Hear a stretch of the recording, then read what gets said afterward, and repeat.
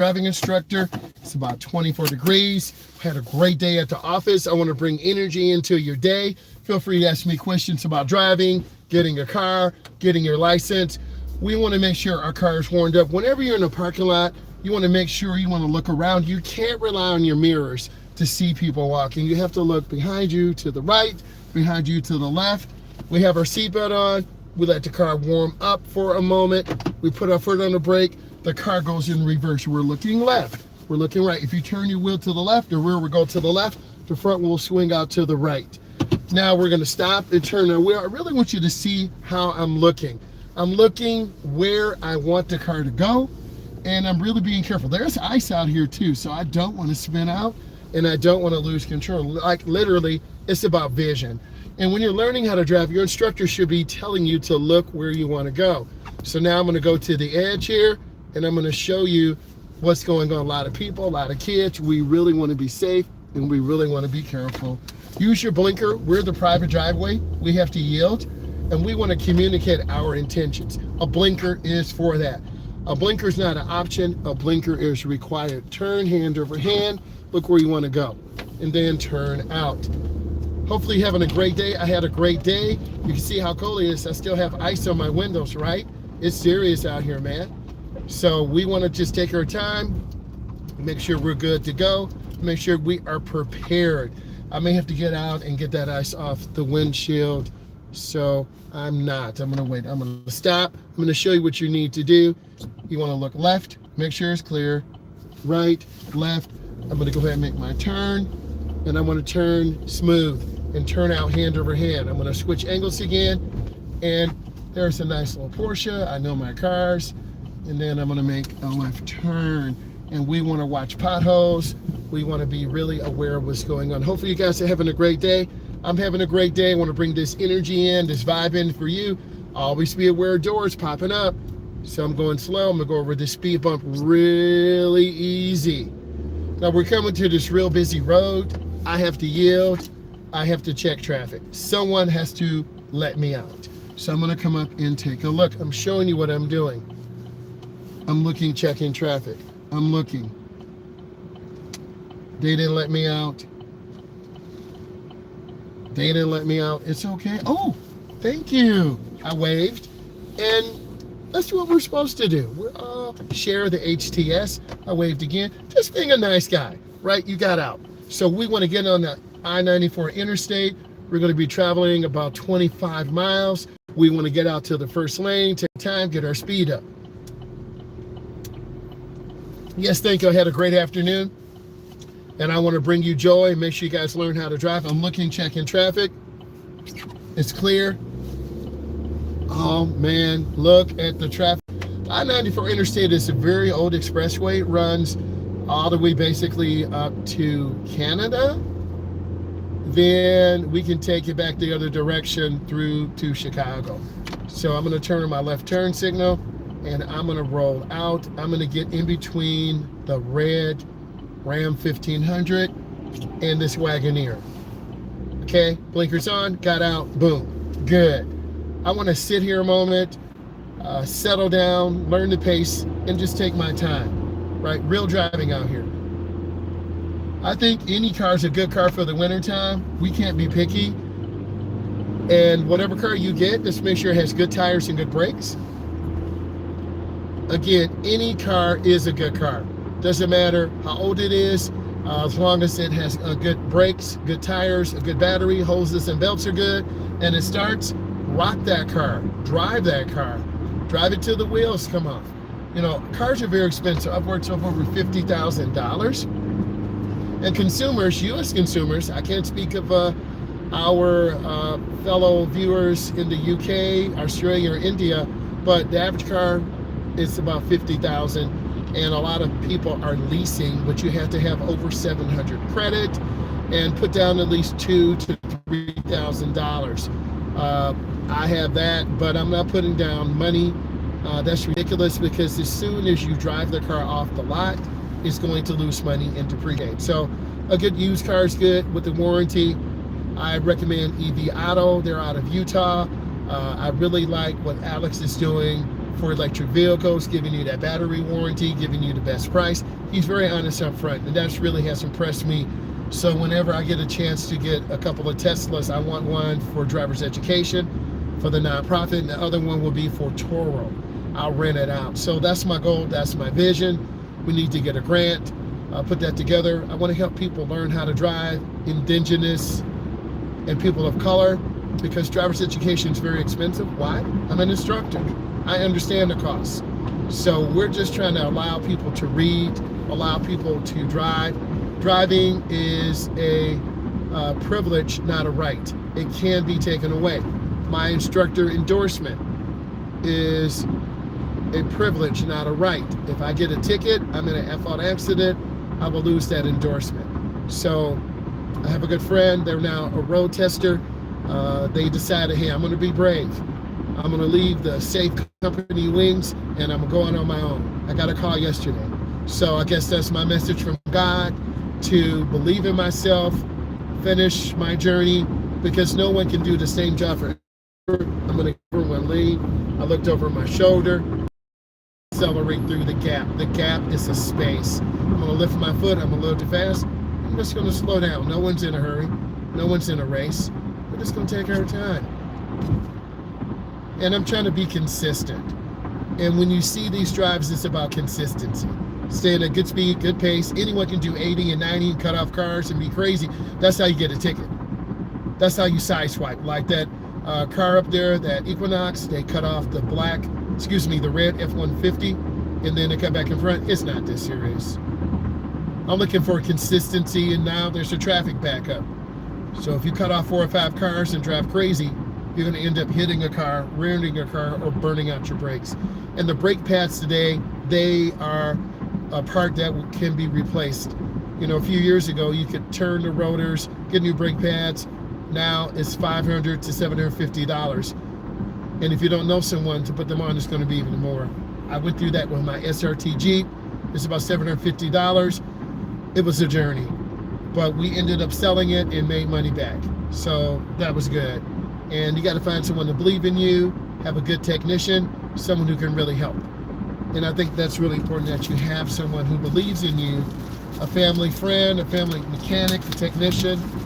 The way things are today, a lot of things are going to AI, but the skilled trade industry, working on cars, electricians, carpenters, pipe fitters, plumbers, we need our skilled tradespeople. My dad was a skilled tradesman.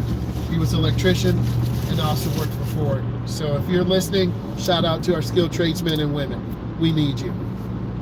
Trying to maintain good speed, cruising about 60. It's not this serious. Just trying to stay consistent. Because if you're in the left lane driving really fast, you're going to stand out. And then eventually the police are just going to sit there. And if you're moving faster than everyone else, you're obviously speeding. We don't want problems like that. And I try to show you this in real traffic. Okay, going to Texas, going to Detroit, going to Chicago, going to Toronto. Okay, going around the country. I'm in the Midwest, so most of these videos are in the Midwest, and I do have a lot more content. I'm just getting it organized for 2026 to really bring all of you value. And if you're having value right now, subscribe. Give this thing a thumbs up. Tell me what you like. Tell me what you don't. I have a survey. A lot of you want a question and answer session. Well, in the wintertime, it's really tough on cars. Any car is good. Facebook Marketplace is a good area. Your local church. A lot of mechanics sell cars. So you just got to walk around, talk to people, look online. Craigslist, if it's still there, I think it's still there, you can look at that. And just put the word out.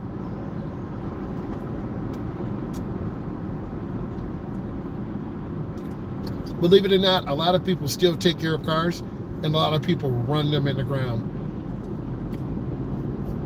If you know the history of the car, you've seen your neighbor with the car forever, but they're trying to sell you, like, hey, I want this.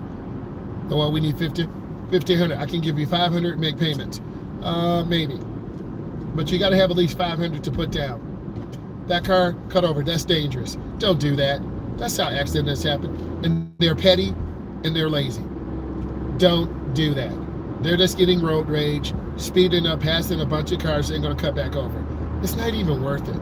I want to show you real life examples like this. We're cruising about 60, we're cruising about 55, and we'll catch up to them. No big deal.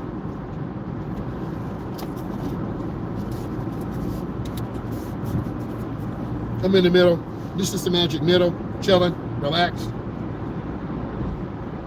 If you just joined us, I want to say hello. Talking about used cars. Most people's cars are 5 to 7 years old. A few people every 3 years or 4 years, they turn in a lease, but they are at 30,000 or 60,000 miles. I'm gonna go ahead and make a lane change and get over. I just picked up. So I'm gonna show you what it's like being in the left lane. We're already at 80. You're like, 80? Yes, we're at 80 miles an hour, that quick. So now we're at 80. And I'm gonna show you what's going on. We're at 80, I'm in the left lane, and we're starting to pass cars a little bit. Trying to take our time.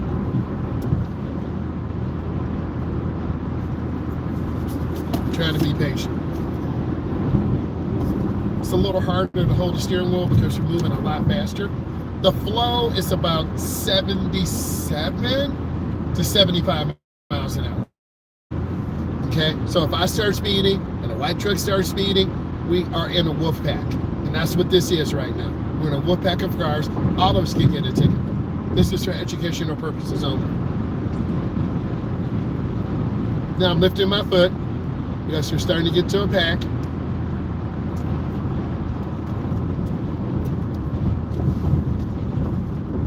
But it's taking our time. Being patient.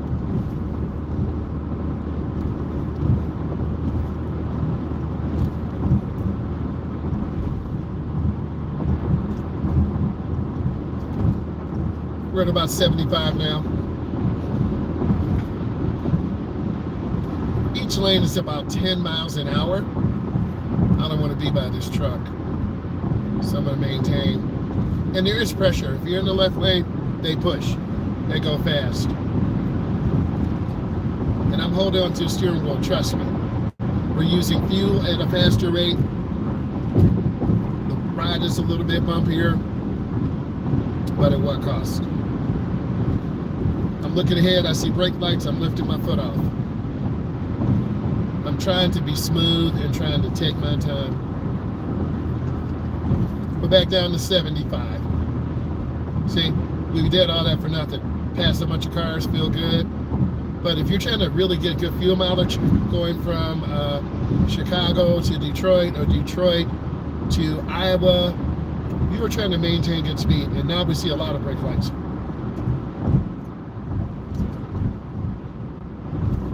And I'm trying to just squeeze the brakes real light. I'm not a slam the brakes, burn up my pass. I do really care about the car. If you start caring about your car will take care of you.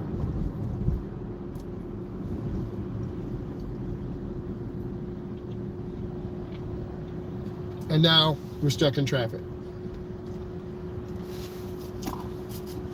So we really didn't accomplish anything.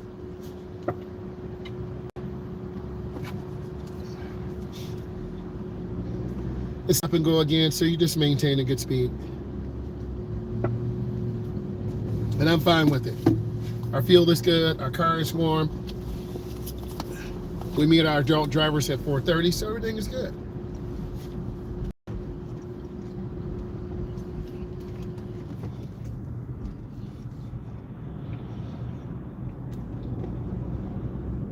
I don't think there's a real advantage of being in any lane when there's heavy traffic like this. It's just traffic congestion. Whether you're on I-80, I-94, I-70, doesn't matter. The I stands for interstate.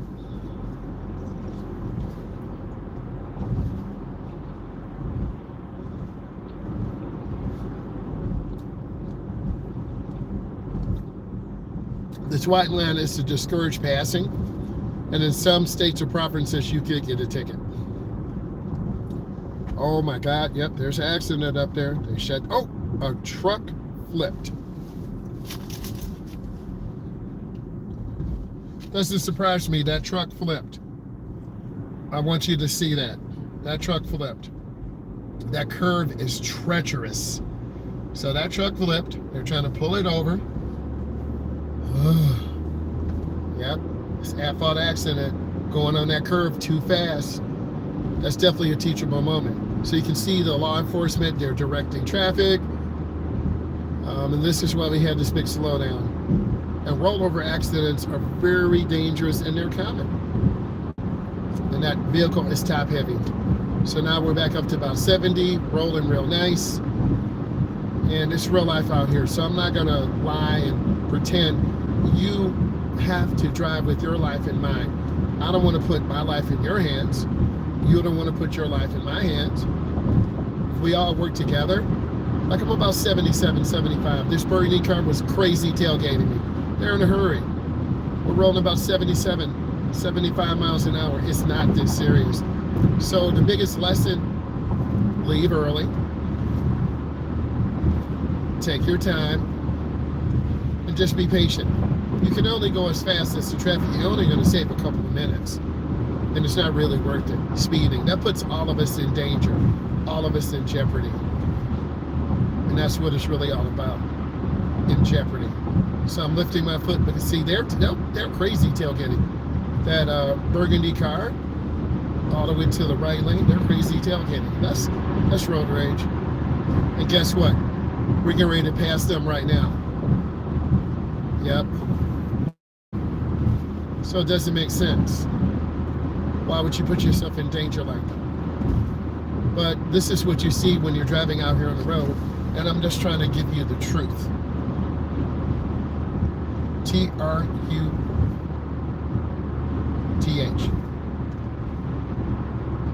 And we're just trying to slow us down. Trying to squeeze brakes. And I'm reading traffic. There's another slowdown ahead. And if we have highway hypnosis, driving for hour after hour, you kind of are not really aware of this. I'm keeping space now. Even though we're starting to pick up again, I'm trying to be consistent. And that Range Rover, that thing can tip over. That's kind of tall. I haven't seen that model before. Trying to maintain good speed, good space. Keeping my time, keeping my space. And that's how you have to drive. Good speed, good space, and a smile. We're in the left lane. We can be in the left lane because all three lanes are full. We're moving. We're passing cars. So it's legal. A lot of people want to argue about this, but we're not just laying up in this lane. Hey, I want to welcome you in. A lot of you voted on the question and answer. We're talking about cars, trucks. Got a Ram 1500. Got another Chevy truck up here. Got a Chevy Trax, a Subaru, Hondas. They're all good vehicles. Any vehicle is a good vehicle to drive. As long as it's in good mechanical condition. You have records of any repairs. A lot of people are very meticulous, and some people are just terrible.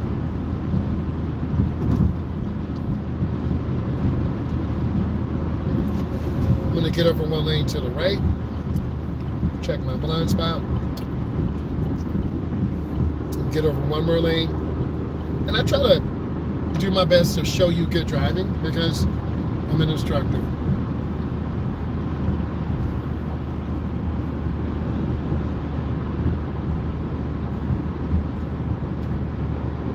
We're in the right lane now. It's 31 degrees, still very cold.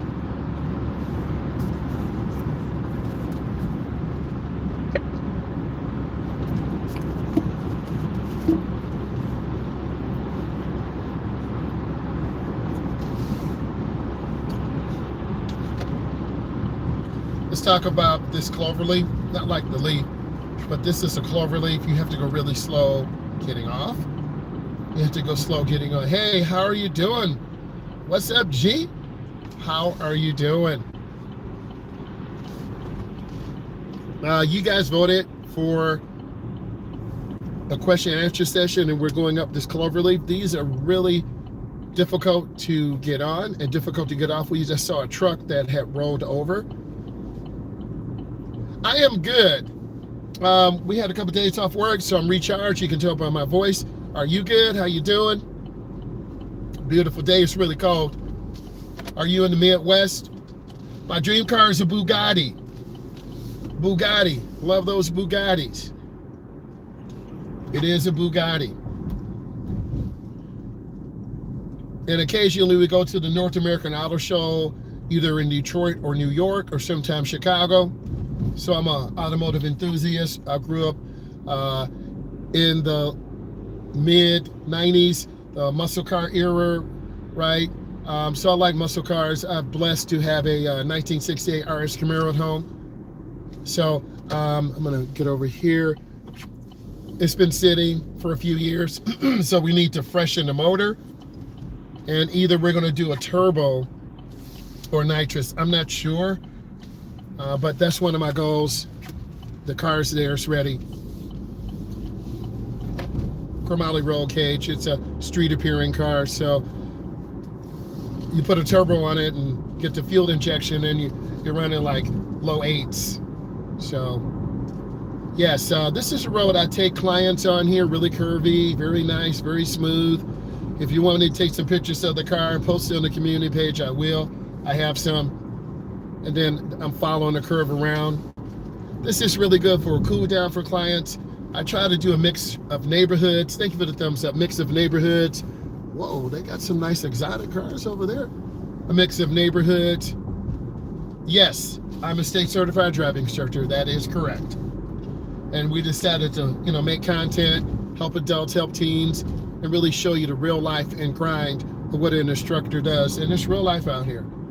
You got to deal with traffic, teach adults and teens how to drive. They forget left, they forget right. I'm gonna go ahead and squeeze my brakes and just take my time. And then just making good decisions, right? Because it's always about good decisions. And really encouraging people. A lot of adults and teens don't drive. They don't want to drive. Because I have a segment 2 class, they're upwards of 17 and up. And Uber and Lyft post-COVID, a lot of rideshare programs are here. So a lot of people just don't want to drive and they're not really interested in driving. So typically I have people in their mid-20s, late 20s, early 30s for the actual driving part, 15 through 19 years old. So everyone waits to drive for a different reason. Everyone has anxiety or their parents are nervous, but driver's education is very expensive, right? And upwards to lessons about $125 an hour. It's not free. Insurance, I'm gonna yield and check. I see the pedestrian, I don't want to hit her. Insurance costs are high for the actual driver's ed car because you have to have a special insurance. You're driving. What's the earliest you can drive? Depends on where you live in the country. Some places is 16, some places is 17. I'm here in the United States. I would say it's about 15.9 to 16.2 on average. This depends on where you live. And then you have to contact your local DMV and they have a listing on their website. But some schools still teach driver's education, right? You take it in a class in the morning or a class after school, or you go through a third-party driving company. There are many driving companies across the country. Have a complete stop, look left and right. So it really depends on your budget. Can you get there? It's a 6-week, 7-week, 8-week commitment. And so in Ohio, for instance, you got to have 10 hours behind the wheel.